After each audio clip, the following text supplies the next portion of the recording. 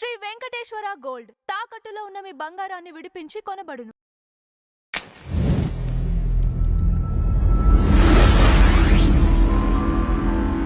Sir 'Anji' movie, 'Vishwambhara' movie 2 ఒకటే అని చిరంజీవి గారి ఫ్యాన్సే అనుకుంటున్నారు. ఎందుకంటే 'అంజీ' మూవీ కూడా ఇలా పోస్ట్‌పోన్ అవుతూ అలా లాస్ట్‌కి ఇబ్బందికరంగా మారిపోయింది. చిరంజీవి కెరియర్‌కి ఏమాత్రం ప్లస్ అవ్వలేదని. 'విశ్వంబర' కూడా అలానే జరుగుతుందేమోనని చిరంజీవి గారి ఫ్యాన్స్ ఆందోళన చెందుతున్నారు సార్. దీనిపైన మీ అభిప్రాయం ఏంటి? అంటే 'విశ్వంభర' ఇప్పుడు కొత్తగా ఆయన కెరియర్‌కి దోహదపడేదేమీ కాదు. ఓకే. 'అంజీ' సినిమా కూడా నిజానికి ఆయన కెరియర్‌కి దోహదపడే సినిమాగా రాలేదు. హ్మ్. అందుకని ఆ యాంగిల్‌లో అనుకోవడం కరెక్ట్ కాదు గానీ, నిజానికి ఫ్యాంటసీ సినిమాలు చేయాలి అని ఒక కోరిక ఉంది ఆయనకి. హ్మ్. ఆ కోరికతోనే అంటే ఆ టైంలో నిజానికి ఆయన 'అంజీ' ఒప్పుకున్న టైంకి ఆయన బ్రెయిన్‌లో ఉన్న ఆలోచన ఏంటంటే తన అభిమానుల్లో పిల్లల శాతం ఎక్కువుండేది. హ్మ్. వాళ్ళని మెప్పించే సినిమా ఒకటి చెయ్యాలి అనే ఊహతో ఆ సినిమా వైపు ఆయన దూకాడు. అంటే అప్పటి వరకు టెక్నికల్‌గా తెలుగు సినిమాలో లేని అంశాలను పట్టుకొచ్చి 'అమ్మోరు' అనే సినిమా ద్వారా ఒక్కసారి ప్రపంచం తన వైపు చూసేలాగా చేసుకున్నాడు శ్యాంప్రసాద్ రెడ్డి గారు. హ్మ్. అది చిరంజీవి గారిని కూడా అట్రాక్ట్ చేసింది.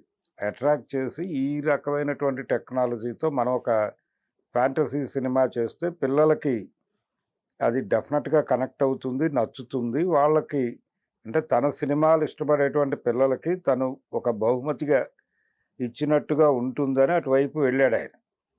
'అంజీ' సినిమా ఒప్పుకోవడం వెనకాల ఉద్దేశ్యం అది. ఆ సినిమా యాక్చువల్‌గా ఒక తమిళ దర్శకుడితో మొదలైంది. హ్మ్. ఆగిపోయింది. హ్మ్. ఆగిపోయి కోడి రామకృష్ణ గారి చేతుల్లోకొచ్చింది. హ్మ్. వచ్చిన తర్వాత టెక్నికల్‌గా దానికి హార్డ్ డిస్క్ ఇక్కడి నుంచి ఆ రోజుల్లో విదేశాలకి పంపించి అక్కడ వీఎఫ్ఎక్స్ చేయించాల్సినటువంటి పరిస్థితి. ఈ పంపించిన సందర్భంలో హార్డ్ డిస్కులు ఫెయిల్ అయ్యి, హ్మ్.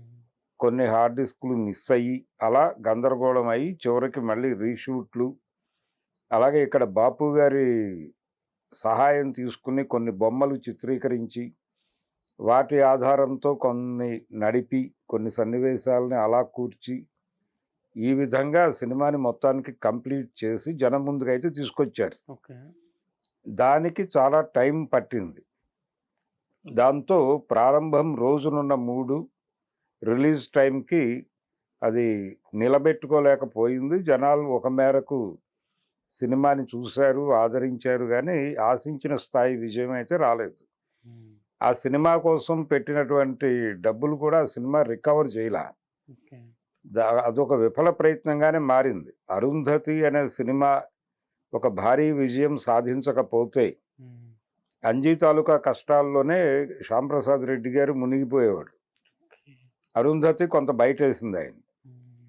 అయితే ఇదే కండిషనా ఇప్పుడు 'విశ్వంభరది' అని అనుకుంటే, ఇప్పుడు ఆ సినిమా నిజానికి 'ఆదిపురుష్' అనే సినిమా ఒక డిజాస్టర్ ఉంది మనకి. హ్మ్.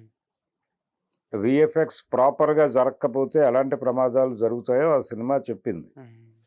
అంటే టీజర్ నుంచి ఫ్లాప్ టాక్ తెచ్చుకున్న సినిమా అది. హ్మ్. ఏదో రిపేర్ చేస్తున్నారు, ఏదో బాగు చేస్తున్నారు, ఇలాంటి మాటలు అన్నీ నడిచినాయి.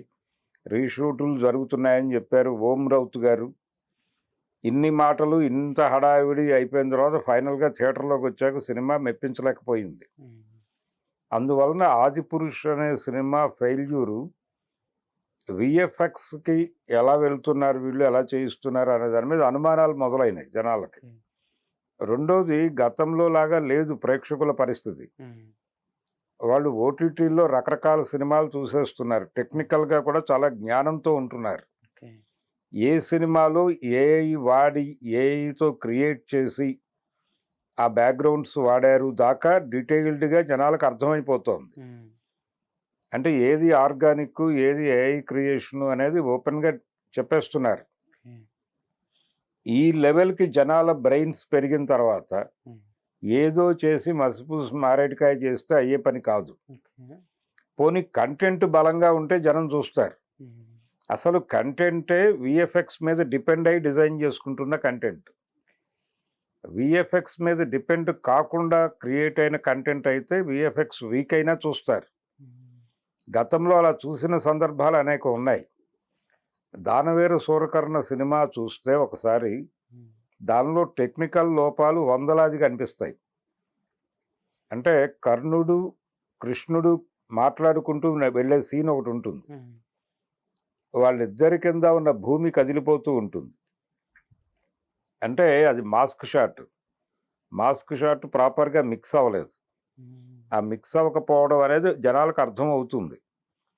అలాగే ఆ సినిమాలో బాణాలు వేసినప్పుడు, దండలు వచ్చి మెడలో పడ్డప్పుడు దారాలతో పట్టుకొచ్చి వేయటం కనిపిస్తుంది స్పష్టంగా.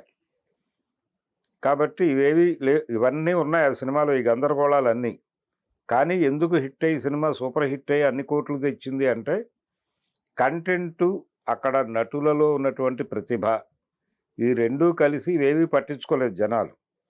దారాలు కనిపించినాయి అనేది పట్టించుకోలేదు. అలాగే ఆ మయసభలో ఆయన కాలు పెట్టే దగ్గర ఆ పువ్వు కదులుతుంది, దాన్ని ఎవరో లాగుతున్నట్టుగా అర్థమవుతుంది. అయినప్పటికీ జనం అవేమి పట్టించుకోలేదు. ఆయన నటన, డైలాగులు, ఆ కంటెంటు అవే కనెక్ట్ చేసి సినిమాని ఇన్ని లోపాలు ఉన్నా కానీ ఆ సినిమా సూపర్ హిట్ అయింది. కానీ ఇప్పుడు పరిస్థితి అది కాదు. అంటే వీళ్ళు కంటెంట్ మీద డిపెండ్ అవటం కన్నా విఎఫ్ఎక్స్ మీద ఎక్కువ డిపెండ్ అవుతున్నారు. అక్కడ గనక మిస్ఫైర్ అయితే సినిమా దెబ్బతింటుంది. అది ఆదిపురుష్ అనుభవం. ఆదిపురుష్ అనేది చాలా పేలవమైనటువంటి విఎఫ్ఎక్స్తో నడుస్తుంది ఆ సినిమా. దాంతోపాటు కంటెంట్కి సంబంధించిన గందరగోళాలు కూడా ఉన్నాయి. ఈ గందరగోళాలు ఏవీ లేకుండా ఈ సినిమా నడవాలి అని అనుకున్నారు. ఇది కూడా వాళ్ళు మొదట ఫస్ట్ లుక్ అనే పేరుతో ఒక చిన్న గ్లిమ్స్ వదిలారు. అది చాలా పేలవంగా అనిపించింది. ఆయన ఏదో ఆకాశంలో ఎగురుతూ వస్తాడు ఒక పక్షి మీద, చిరంజీవి గారు. అది చాలా పేలవంగా అనిపించింది. ఆదిపురుష్ టీజర్ టైంలో వచ్చిన రియాక్షనే విశ్వంభర గ్లిమ్స్ అప్పుడు కూడా వచ్చింది. దీంతో ఈ సినిమా మీద చిరంజీవి గారికే భయం వేసింది. ఏమిటి పరిస్థితి అని. మనమేమో ఫ్యాంటసీ అనుకుంటున్నాం, ఇది ఇంకేదో అయ్యే ప్రమాదం ఉందా అని భయపడటం మొదలెట్టాడు ఆయన. ఆ భయంతో ఆయన కొన్ని జాగ్రత్తలు చెప్పాడు వాళ్ళకి. వాళ్ళు ఆ మేరకు సినిమాని తీర్చిదిద్దటం కోసం కష్టపడుతున్నారు. ఈ కష్టం ఎప్పుడు అవుతుంది, సినిమా ఎప్పుడు రిలీజ్ అవుతుంది అనే దానిలో కన్ఫ్యూజన్. ఇంకొక సినిమా కమిట్ అవ్వలేదు ఆ డైరెక్టర్. ఆయన మొదటి సినిమా కళ్యాణ్ రామ్తో చేశాడు, బింబిసారా అనే టైటిల్తో. అది చూసి ఈ సినిమా వచ్చింది అతనికి. ఇది ప్రాపర్గా ఎగ్జిక్యూట్ అయి బయటకు వస్తే దర్శకుడిగా అతనికి జీవితం ఉంటుంది. ఇది గనక ఇబ్బంది పెడితే ఇండస్ట్రీ అతని వైపు చూడటం కూడా కష్టం అవుతుంది.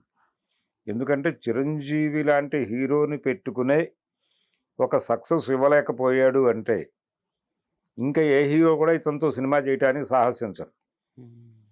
కాబట్టి అతను రెండో సినిమాకే ఒక పెద్ద బాధ్యతని భుజానికి ఎత్తుకున్నాడు. దాన్ని ఎలా డెలివర్ చేయాలి అనే గందరగోళంలో ఉన్నాడు ప్రస్తుతం.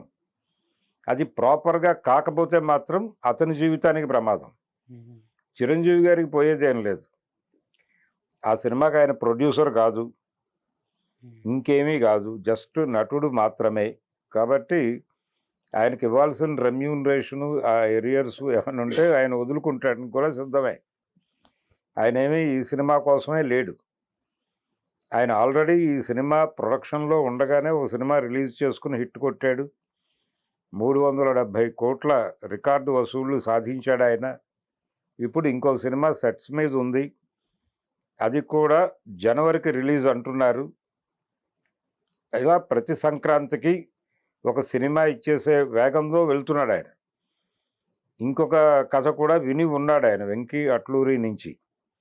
దానికి కూడా ఓకే చెప్పే మూడ్లో ఉన్నాడు. మధ్యలో ఇంకొక 2 సబ్జెక్టులు నలుగుతున్నాయి అక్కడ. కాబట్టి విశ్వంభర అనేది ఆయన దృష్టిలో లేదు ఇప్పుడు. ఆ సినిమా ఎప్పుడైనా రిలీజ్ అయితే ఆ ప్రమోషన్కి పిలిస్తే వెళ్ళి మాట్లాడతాడు ఆయన, అంతే తప్ప. అయితే ఒక పెయిన్ ఉంది చిరంజీవి గారికి. ఆ పెయిన్ ఏంటంటే ఒక అద్భుతమైన ఫ్యాంటసీ సినిమా చేయాలనే కోరిక చాలాసార్లు మాట్లాడాడు ఆయన. మహానటి సక్సెస్ మీట్లో మాట్లాడుతూ కూడా నాగశ్విన్ అడిగాడు ఆయన నేరుగా మైక్ ముందే, పాతాళ భైరవి లాంటి సినిమా ఒకటి నాకు ఇవ్వగలవా అని అడిగాడు ఆయన. అంటే అలాంటి సినిమా చెయ్యాలి అనే ఒక కోరిక ఉంది ఆయనకి. ఆ కోరిక తీర్చే సమర్థుడైన డైరెక్టర్ ఎవరు ఆయనతో ట్రావెల్ కావడం లేదు. దాంతో ఇబ్బంది పడుతున్నాడు ఆయన. కనుక ఆ ఇబ్బంది నుంచి బయటపడేసే సినిమా అనుకుంటే ఇదేమో గందరగోళం అవుతోంది. అది ఒక్క పెయిను తప్ప ఆయనకి విశ్వంభర సినిమా గురించిన ఏ విధమైన రిగ్రెట్స్ లేవు. ఈ సినిమా ఏవైనా ఆయన పట్టించుకోకపోవచ్చు, కానీ అభిమానులు కూడా అంతే ఇదిగా ఎదురు చూశారు ఆ సినిమా కోసం. గేమ్ చేంజర్ టైంలో ఆ సినిమా రిలీజ్ అనౌన్స్ చేశారు. ఆ సినిమాని ఆపి గేమ్ చేంజర్ రిలీజ్ చేస్తున్నారు, కొడుకు కోసం తండ్రి త్యాగం అన్నారు ఆ రోజు. ఆ తర్వాత అదే సంవత్సరం సమ్మర్లో వస్తుందన్నారు. సమ్మర్లోనూ సినిమా రాలా. మళ్ళీ జనవరి అన్నారు, రాలా. ఇంకేదో సినిమా వచ్చింది, శివశంకర వరప్రసాద్ గారు వచ్చింది. ఆ తర్వాత సంక్రాంతి ఏమిటి పరిస్థితి అనేది కూడా తెలియట్లే. ఇప్పటి వరకు డేట్లు ఏమీ బయటకు రావట్లేదు సినిమాకి సంబంధించి. అంటే పని అవ్వలేదు, ఇంకా రీషూట్లకి వెళ్ళాల్సి వస్తుందేమో తెలియదు. సో దీనికి సంబంధించిన క్లారిటీ ఇవ్వగలిగిన వాడు కేవలం దర్శకుడు మాత్రమే. ఆయన కనిపించట్లేదు, ఎక్కడా వినిపించటం లేదు. ఆ మధ్య ఇంటర్వ్యూలు ఇచ్చాడు ఆయన, ఈ మధ్య ఎవరికి ఇంటర్వ్యూలు కూడా ఇవ్వట్లేదు. అందుకని ఆ సినిమా ఏమాత్రం తేడా అయినా అతనికే నష్టం. చిరంజీవి గారికి ఏ ఇబ్బంది లేదు ఆ సినిమా వలన, ఆయన కొత్తగా వచ్చే ఇబ్బంది లేదు. ఇంకెవరైనా ఒక డైరెక్టర్ని పట్టుకుని ఆయన ఒక మంచి ఫ్యాంటసీ సినిమా ఇన్ టైంలో కంప్లీట్ చేసుకుని బయటకు వచ్చేసే అవకాశం ఉంది. చిరంజీవి గారు లాంటి ఆర్టిస్ట్ ఉన్నప్పుడు విఎఫ్ఎక్స్ కోసం ఇంత టైం టేకింగ్ ప్రోగ్రామ్, పైగా ఇదివరకట్లాగా లేదు పరిస్థితి. ఏ రోజు షూట్ జరిగితే ఆ రోజే విఎఫ్ఎక్స్ కూడా జరిగిపోతున్నాయి, అన్నీ ప్యారలల్గా వెళ్తున్నాయి. వెడుతున్న టైంలో ఇంత లేట్ అవుతుందంటే సినిమాలో కంటెంట్కి సంబంధించి ఏమైనా గందరగోళాలు ఉన్నాయా అనేది డౌట్ ఇప్పుడు. సో ఆ డౌట్ క్లారిఫికేషన్ ఇవ్వాల్సిన బాధ్యత కూడా అయింది డైరెక్టర్దే. అందుకని ఆ సినిమా ఉంటుందా ఉండదా దాకా ఆలోచించి దాన్ని పక్కన పెట్టేయడం బెటర్ ప్రస్తుతానికి. అంటే బ్రెయిన్లో నుంచి విశ్వంభరం తీసేసి చిరంజీవి గారు చేయబోతున్న ఇతర ప్రాజెక్టులతో ట్రావెల్ అవ్వడం బెటర్.